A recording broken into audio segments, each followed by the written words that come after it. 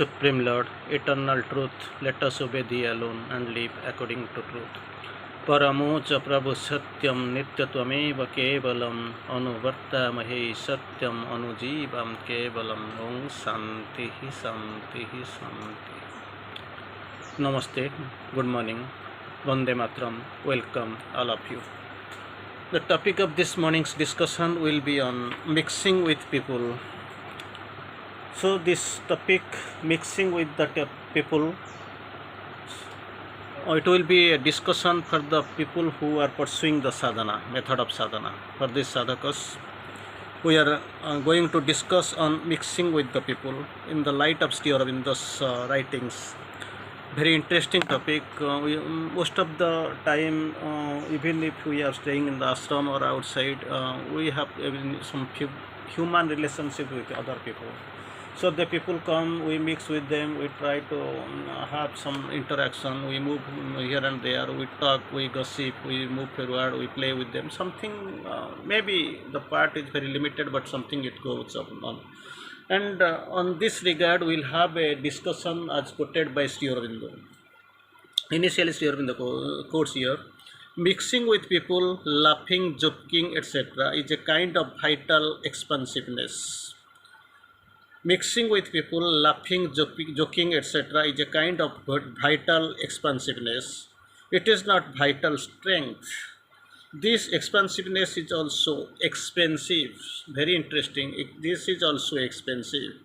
For when there is this mixing, the vitally strong get strength from it, and but the vitally weak expand with strength. What strength they have and become weaker. So this weakens the vital. It is a very strong feeling, and it is the most interesting thing we must see. This expansiveness is also expensive. It becomes so that with this attitude, the sadhaka becomes weaker rather. Sri Aurobindo quotes in another very interesting way. Not to mix with others deprives of the taste which the contact with them imposes on the consciousness and a chance to progress in those respects. It is also a test for for the sadhak. Mixing is unprofitable from the spiritual point of view. Very straight, very amazing answers from Sri Aurobindo. Mixing with is unprofitable from the spiritual point of view when it is only to indulge in the vital chat, interchange of vital movements, etc. But abstention from all these mixing and contact is also desirable, that is desired. It is only when the consciousness truly needs full retirement that such retirement can be made, and even then it may be full but not absolute. For in the absolute retirement, one lives a purely subjective life after retirement, and opportunity of extending the spiritual progress to the outer life and testing it truly is not there. So before doing mixing with people, doing the contact, the most precaution it is required. The grand precaution should be taken. It is good that you got quickly the right attitude to what has happened. That indicates good progress in the consciousness. So we'll go again. Very interesting line from Sri Aurobindo. He has quoted: "With limited contacts, undesirable waves can get in." With limited contacts, undesirable waves can get in. It is a measure of precaution, but does not make you absolutely safe. So before, it is very difficult. We must see whom we are mixing. We don't know where we are going and what we are doing. But thing is that it is dangerous. It comes here. Absolutely not absolutely safe. On the other hand, complete withdrawal. Suppose we withdraw completely, carries one to another extreme and has the own dangers. Completely safety from stuff, disturbing, externalizing, etc. can only come from a growth of the consciousness. In ordinary consciousness, that may be vital. So when there is a growth of consciousness, there is elevation of consciousness, that is helpful. In the interim observation and the limitation of the contacts with that one can be helpful measure if used in a judicious way. So think everything depends upon your consciousness, the growth of consciousness, or it is limited. So with that, things can be analyzed and that should be judged in a very judicious way here in the course.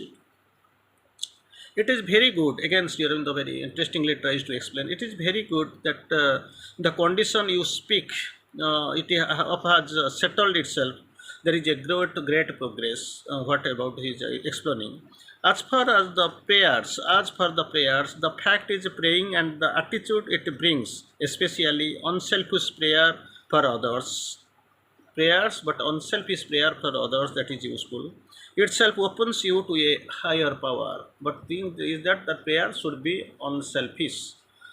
Even if there is no corresponding result in the person prayed for, nothing can be positively said about that, for the result must necessarily depend upon the person's, how he is doing, how he is getting the result, how much he is selfish in his prayer.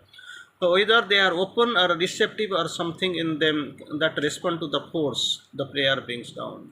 The prayer brings down the force. With the prayer that of course that force gets down, coming down. But thing is that how it is up to you, up to the sadhaka, how much they are open and receptive, and how much they respond really. So again we'll go. We'll go for another discussion. To want unwaveringly the welfare of others, both in the head and the heart, is the best help one can give.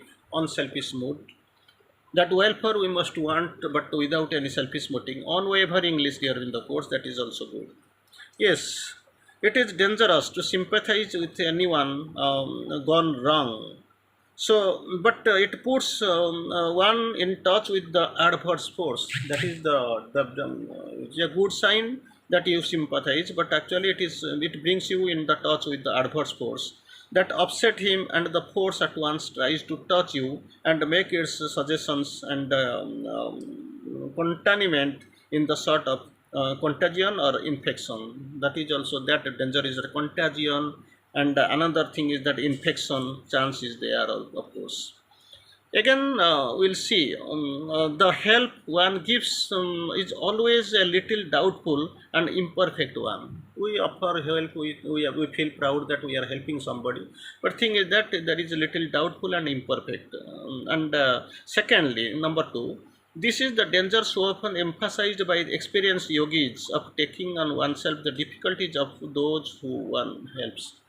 So other quotation we have already seen. The danger of helping others is the danger of taking others responsibility. That is there, and one has to be very much conscious of it. Again, Sri Aurobindo quotes here, even the ordinary life is disquietude.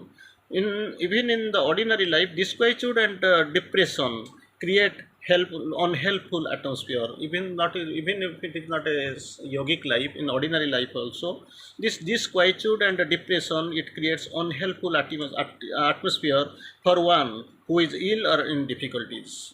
Suppose mothers is having also beautiful sometimes actually माने भी बोला बहुत बार काफी बार suppose you are taking somebody's praise or somebody's consolation. I don't know how you are in, how he is doing is sympathetic to you, or how he is giving you the help, because men normally they are having the attitude of quarreling with each other. They are having the attitude of being harmful to each other, unsympathetic to each other. How he is helping, what is about her attitude or his attitude, it depends. Once you are a sadhaka, then whether you for yourself or for others for whom you still feel the true spiritual attitude of reliance on the divine will. That is the best, not upon the some ordinary human being or the friend, kith and kin who are staying around you, but take the reliance of the divine will and call for his help. And above is the always the best and most effective, the help of the divine. That is the most effective. Already it is. It is actually, it has been proven since time immemorial. um, So again here in the quotes, as for the prayer, the fact of praying and the attitude it brings, especially unselfish prayer for others. If that the prayer is unselfish for others, it is and not opening to the higher power, then actually it is not that much helpful. So no corresponding result of the person prayed for, so that is not selfish actually. Nothing can be positively said about it. The result must is necessarily depend upon the persons. Whatever they whether they are open or receptive or something, then they are responding to any force, it depends upon that only. So again here in the quotes very beautifully, it is a, we'll see it later in this phase of discussion. Harmony, delight and love, three things Sri Aurobindo tries to explain. Harmony, delight and love is with you, and when it is like that, it spreads out in the atmosphere. Harmony, delight and love spreads in the atmosphere. But naturally only those who can share, who are open and sensitive to the influence. It is two conditions: who are open and second is sensitive to the influence. For that actually it naturally it acts. Still, anyone who is in peace or love within him becomes an added influence for the increase of in the atmosphere.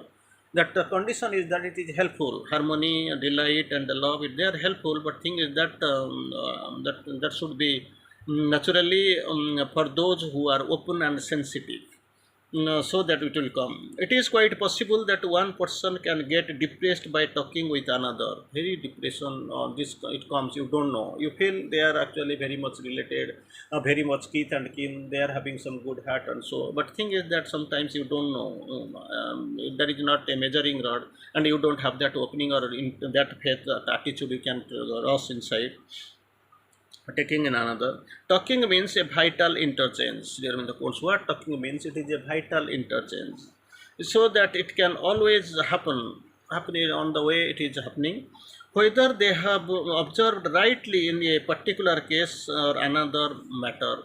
So vitality is a vital matter, in what spirit, with what consciousness they are doing, that is the major thing to be considered. Again here in the course, very interesting thing. When one deals with people, there can be always a projection of consciousness to them. When one deals with people, there can be always a projection of consciousness to them, or a reception of them into the consciousness. Projection or a reception of consciousness when someone is dealing with people. But that does not amount to an attachment. Something more is needed, a grip of the vital on the person, or a grip of the person on his vital also, that is also to be taken care of. And again here in the course here, it is a matter of temperament. Some are physically or vitally sensitive and responsive to all that comes from anywhere. Others are solid of nerve and world against the invasion. So two categories of people here in the course here. It is not at all a question of strength or weakness. The first have a greater sense of life and answer to life. They suffer more from life and get more from it. The first category. It is the difference between Greek and Romans during the course. Even within egoism, the difference remains because egoism also there is also difference, because it is the temperament that counts. In yoga, the first type is more able to feel everything directly and know everything in detail by close experience that they have. It is higher, it is their great advantage. But the second type during the course, the other type, they use the mind to know and grasp the less intuitive. So intuition they have, they don't have. With the mind only they grasp the things. Still in the course, in the last term, do not be caught by the desire to help others. Do not speak yourself to the right thing in the inner poise. That is very essential.